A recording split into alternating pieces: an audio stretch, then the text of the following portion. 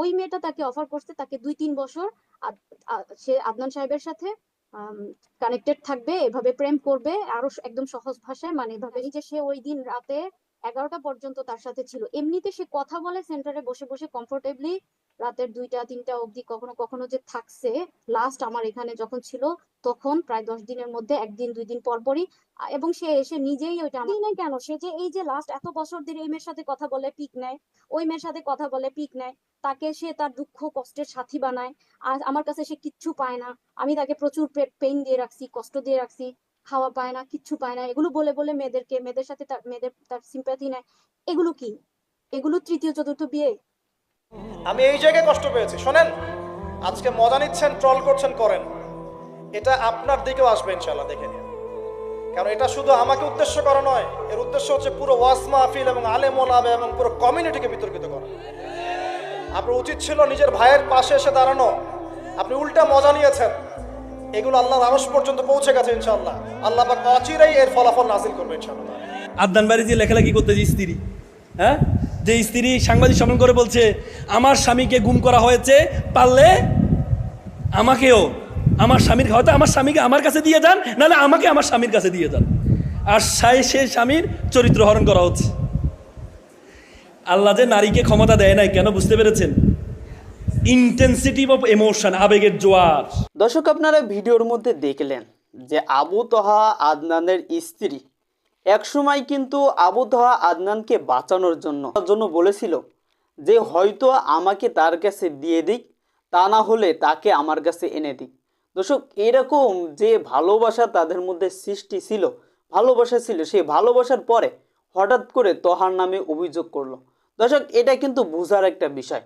আবু তহা আদনান ভাই কিন্তু একটা কথা স্পষ্ট করেছেন, যে সমস্ত আলেমরা তিনাকে নিয়ে ভিডিও বানাচ্ছেন কিংবা তিনাকে নিয়ে যে এরকম বলছেন, কিন্তু তিনটা কিন্তু একটা বিষয় কিন্তু খেয়াল করেন নাই, যে এই যে বিষয়টা, এই বিষয়টা নিয়ে কিন্তু দেখা যাচ্ছে যে যে আলোচনা, যে মাহফিলে একটা প্রভাব পড়তেছে। দর্শক, আপনারা জানেন এর আগেও কিন্তু আলেম ওলামাদেরকে এরকমভাবে সাইজ করা হয়েছে মেয়ে কেস নিয়ে। দর্শক, সেই বিষয়টুকু আপনারা দেখছেন। দর্শক, এখন আমার প্রশ্ন, এইটা কি সেই চক্রান্তর হাতে পড়েছে নাকি সত্যিই বাস্তবতা? দর্শক, তা না হলে যে একজন মেয়ে এত ভালোবাসেন, তাকে নিয়ে হঠাৎ করে ভিডিও বানালো, তাকে নিয়ে হঠাৎ করে লাইভে এসে মানুষের সামনে প্রচার করলো, কিন্তু সেই বিষয়টা কিন্তু পারতেন, যে পারিবারিক বিষয় যেহেতু, সেহেতু সে পারিবারিকভাবেই কিন্তু মিটাতে পারতেন। দর্শক, তিনি তাই না করে তিনি হঠাৎ করে লাইভে এসে সবার সামনে এরকমভাবে ফেসবুক পোস্ট করে সবাইকে জানিয়ে দিলেন। দর্শক, এই বিষয়টা কিন্তু একটি বোঝার বিষয়, একটু মাথা কাটানোর বিষয়। দর্শক, এই বিষয়টা অবশ্যই আপনারা চিন্তা করবেন। দর্শক, এর সাথে সাথে আবু তহা আদনান ভাইয়ের কথাটাও কিন্তু ফেলিয়ে দেওয়ার মতো কথা নয়, যে আলেম ওলামাদেরকে অসম্মান হচ্ছে। আজকে যে আলেমরা চিন্তা করতেছেন যে আমরা অন্যদিকে এরকমভাবে কথা বলে কাটিয়ে যাব, কিন্তু আপনারা এই চিন্তা করতেছেন না যে আমরাও একজন আলেম, আমাদের উপরে এরকম একটা প্রতিবাদ আসতে পারে। হ্যাঁ, আবু তহা আদনান ভাই হয়তো ভুল করতেই পারে, কিন্তু তাই বলে তিনাকে নিয়ে এত বড় একটা করা উচিত না। যেহেতু সে আমাদের জাতি ভাই, অবশ্যই আমাকে এবং আপনাকে সবারই তার দিকে খেয়াল করা উচিত। এইটা আমার মন থেকে একটা বিষয়। এদিকে সাবিকুন নাহারের লাইফে এসে যে বিষয়টুকু দেখলেন, যে সাবিকুন নাহার বলছে যে এরকমভাবে আবু তহা আদনানের এরকমভাবে অনেক অনেক অনেক একাধিক এরকমভাবে প্রেমিকা ছিল। দর্শক, সেই বিষয়টুকুও কিন্তু তিনি জানিয়েছেন।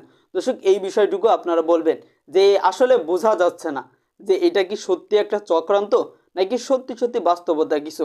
যেই মেয়ে কয়েকদিন আগে এরকমভাবে আবু তহা আদনানকে এরকম খুব ভালো বলতেছিল, তার কাছে থাকার জন্য চেষ্টা করতেছিল, কিন্তু হঠাৎ করে আবু তহা আদনানের নামে এরকমভাবে অনেক বিচার দাঁড় করলো। দর্শক, এই বিষয়টা কিন্তু একটি বোঝার বিষয় এবং মাথা কাটানোর বিষয়।